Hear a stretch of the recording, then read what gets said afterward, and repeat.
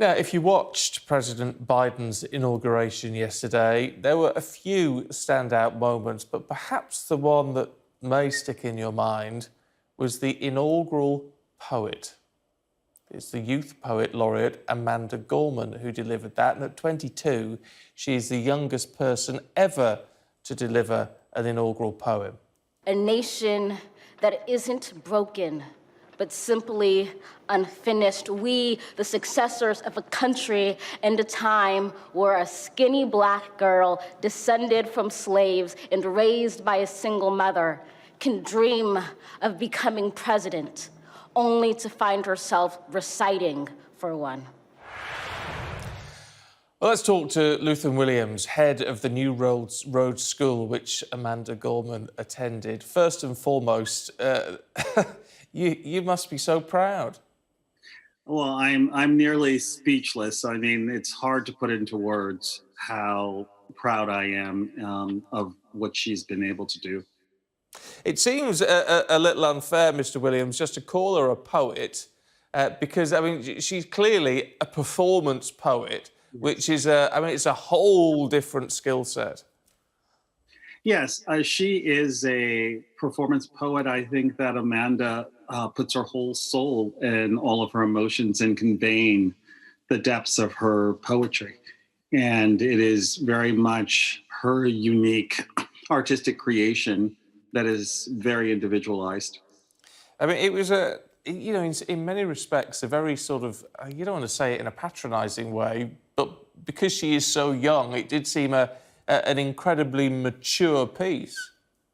Well, I think it's really interesting. You know, Amanda attended New Road School from the time she was in kindergarten, and the school was originally founded shortly after the Rodney King riots in 1995, and because the founders looked around and they said there's not a socioeconomically and racially and culturally integrated school in Los Angeles 40 years after Brown versus the Board of Education.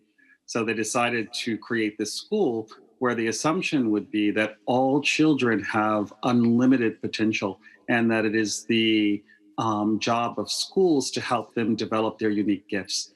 And Amanda got that invitation to really find her voice and to think deeply, critically, and to really, I think, have these profound insights that she could translate into these exquisite works of art.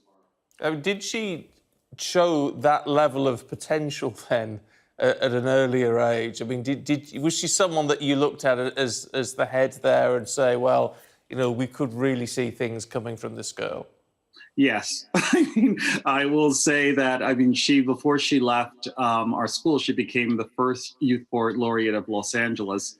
And then she became the first Youth Poet Laureate of the West. And then when she went to Harvard, she became the first Youth Poet Laureate of the United States.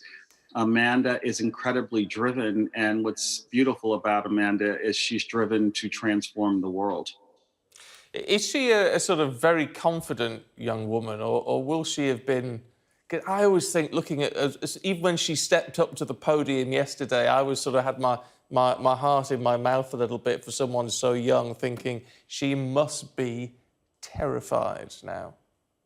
Well, it's interesting because, you know, as I said, I think one of the things that, you know, I credit to some extent the school with is our school gives the students an invitation to be their authentic selves. And I think because they are taught to be very comfortable in themselves and they grow up in an environment at the school where the foundation is love and respect and compassion, they really leave us with incredible confidence and poise, and they are able to walk their own road and to be unafraid in many ways of what others think.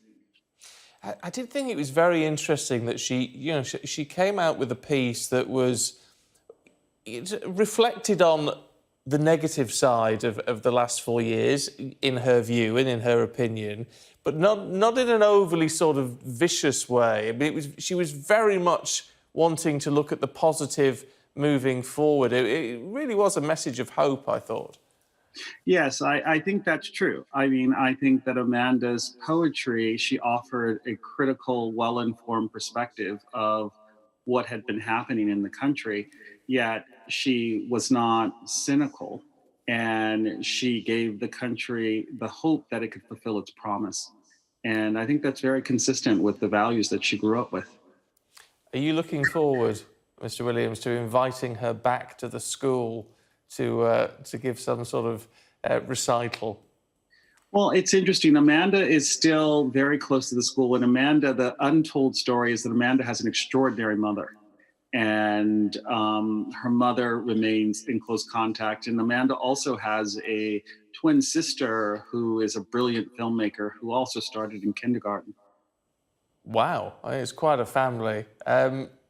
She's now turning into a real role model, though, isn't she? I mean, the idea, she said in her own words, the skinny black girl raised by a single mother doing what she's doing. I mean, that really does pitch her as a role model for particularly young black children who, you know, we know there's still a lot of racial tension in the United States, may look at the future with a more bleak outlook. Well, I think that, you know, one of the things that it makes me so proud about Amanda is that I think she was able to attend our school. And when she attended our school, she took advantage of every opportunity. And she was able to really liberate her potential. And I think Amanda is the embodiment of what's possible when opportunity meets ambition. Mr. Williams, it is a pleasure to talk to you this morning. Thank you very much indeed.